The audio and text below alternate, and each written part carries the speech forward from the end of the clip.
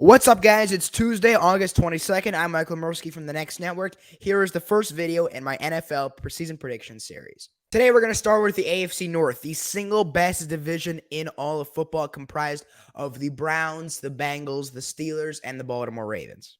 I'm going to say this right now. I think the AFC North is the only division in the NFL where all four teams will have a winning record, and all four teams will be in serious playoff contention. With that being said, let's dive in. In fourth place in the AFC North, I have the Pittsburgh Steelers at 10-7. That's right, 10-7, fourth place in the AFC North, missing the playoffs. Now, I'll tell you this right now. I'll talk more in depth about the Ravens in a minute when I get to them. I think the Steelers and the Ravens will have the exact same record. I think they'll both be 10-7. I think the Ravens are going to get into the playoffs over them because of whatever tiebreaker. I think it's conference record, but I have the Steelers in fourth place at 10-7. Here's what I want to say about Pittsburgh. I think, first of all, I think they're just as good as Baltimore. I think Mike Tomlin, I think coaching, they're even. I think defensively, they're even. They both have gaps, I feel like, at the cornerback spot. They brought in Joey Porter Jr., the Steelers did, in the second round. He should be pretty good for them. I liked him out of Penn State. The Ravens are going to be without Marlon Humphrey for the first couple weeks. But what I really like Pittsburgh is offensively. That's where I think they're really going to improve. They still have Matt Canada as their OC, the worst offensive coordinator in that division. He's going to hold them back quite a bit. I don't think their receivers are as good as some people in the NFL and Steelers fans think. I think Deontay Johnson's overrated. I've thought that for a long time. I like George Pickens, though. Who I really like for this year is Kenny Pickett. Put on 13 pounds of muscle this year. In the preseason and in training camp, he looked a lot better, a lot faster. Play speed, throw speed, his arm looked better. And I like Najee Harris. They improved their offensive line a lot. Drafted Broderick Jones from Georgia in the first round. Brought in Isaac Seumalo, one of the more underrated offensive linemen in the NFL. They brought him in from Philly. I think Najee is going to be able to run behind that.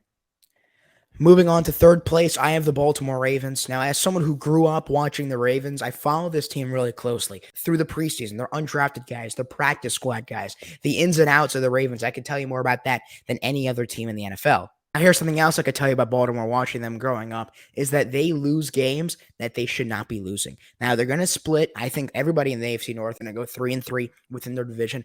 I think Baltimore is going to lose to a team like Arizona in Arizona week 8. They're going to lose to Detroit at home week 7. That's back-to-back losses. Actually, I have them losing 4 straight games against Arizona, Seattle, Cleveland, and Cincinnati, which is a big stretch and not something you want to see. They sneak into the playoffs at 10-7. They barely make it. Now, I like Lamar Jackson. Lamar Jackson should improve. Lamar Jackson should and will have the best year he's had in the past 3 years. I really hope he plays a full season. Obviously, he hasn't been able to put that together since his MVP year in 2019, which is awful. Look at the receivers they brought in. Zay Flowers they drafted. Odell Beckham Jr. They still got Rashawn Bateman there. Nelson Aguilar. Obviously he's not that good, but he's a 4th, 5th string receiver. He was starting in New England. They still got Devin Duvernay. Tylan Wallace is going to be probably that wide receiver 6. And you can't forget about the tight ends. Top 3 tight end in the NFL and Mark Andrews. Good backup in Isaiah Likely. They got Charlie Kohler there as well. So it's a top 10 quarterback, a top 10 running back duo. I think their receivers are better than Pittsburgh's receivers. I think their quarterback is better than Pittsburgh's. I think Najee's better than JK. I think the O-line's similar. They still got Ronnie Stanley. Morgan Moses probably on the other side. The Steelers and the Ravens are a lot closer than some people think. I just have the Ravens going in over Pittsburgh. In second place in the AFC North, I actually have the Cleveland Browns. Now, as much as it pains me to say, I am all in on Cleveland this year. I think Deshaun Watson can, and I think he will return to that 2020 and 2019 Watson form that he was with the Texans. People forget, he was first in the NFL in passing yards. He was first in the NFL, second in the NFL in passer rating. He was third in completion percentage in 2020. He also led the league in pass yards per attempt. Deshaun Watson, and he can run, right? You have to remember that mobility, the ability to create plays, the ability to improvise. I think he has it better than most quarterbacks in the NFL. I still think he could be a top 10 quarterback in the NFL. If he was eligible for the Comeback Player of the Year award, I give it to him. The NFL will never in a million years give him that award, so he won't win it. The Browns have a lot of talent on their roster. They have the best running back in the NFL, Nick Chubb. Look at their offensive line. Jack Conklin is the right tackle. Wyatt Teller, right guard. Ethan Pokic, I don't know how you say his name, from Seattle. That's the center. Joe Bitonio, one of the best guards in the NFL, is the left guard. Jedrick Wills is the left tackle. Receivers, Amari Cooper, Donovan Peoples-Jones, Elijah Moore. That's a lot better of a group than people think. And here's another name I'm going to throw out for you, Cedric Tillman. The Browns had an amazing draft class this year. They had one of the better drafts in the NFL, arguably top 5, top 10, definitely in the NFL.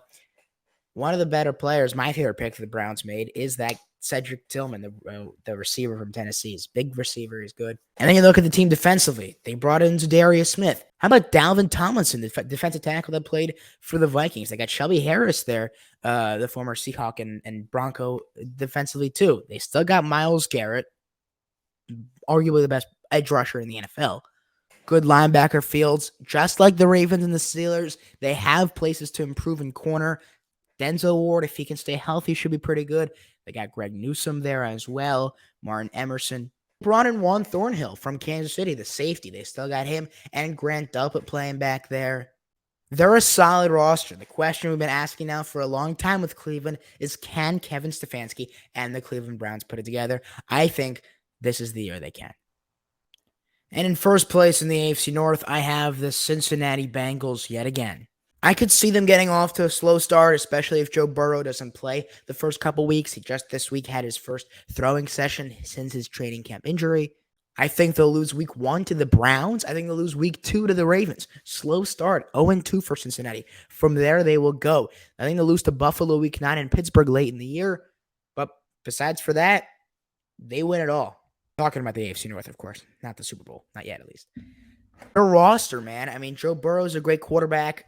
You'll see my award prediction. I'll be talking about my awards throughout each video specifically, but I'll make a video about my awards. Jamar Chase is my offensive player of the year pick. Again, it pains me to say that, but I think Jamar Chase is going to explode. He and Justin Jefferson, former LSU teammates, I think they will be on the same level. I think they might be 1 and 2. T. Higgins, Tyler Boyd still there. They drafted a couple receivers. Brought in Orlando Brown Jr., left tackle. I mean, left tackle is one of the most important positions in the NFL. And when Orlando Brown is healthy, Zeus is one of the best tackles in the NFL. Now, where Cincinnati's holes really are, where they have to step up, is the secondary. They lost both Von Bell and, of course, Jesse Bates, arguably the best safety in the NFL, to 2 NFC South teams. Bates went to Atlanta. Bell went to Carolina. So now their safeties are Dax Hill, who I look at Michigan, Jordan Battle, who I really like, out of Alabama, Nick Scott, who used to play for the Rams, played running back actually before switching to safety at Penn State. So he's really only been playing that position for a couple years. The Bengals should still be pretty good. Solid front seven. Evan McPherson's one of the better kickers in the NFL. It's very important to have a good special teams as well. So in case you've missed it, I have the Bengals winning the AFC North at 13-4, the Browns finishing second at 11-6, the Ravens and the Steelers finishing third and fourth in that order, both at 10-7. Let me know what division you want to see next. I'm not going to be able to record a video until Thursday, so no videos coming on Wednesday. I'll be posting this on Tuesday. Have a great rest of your night.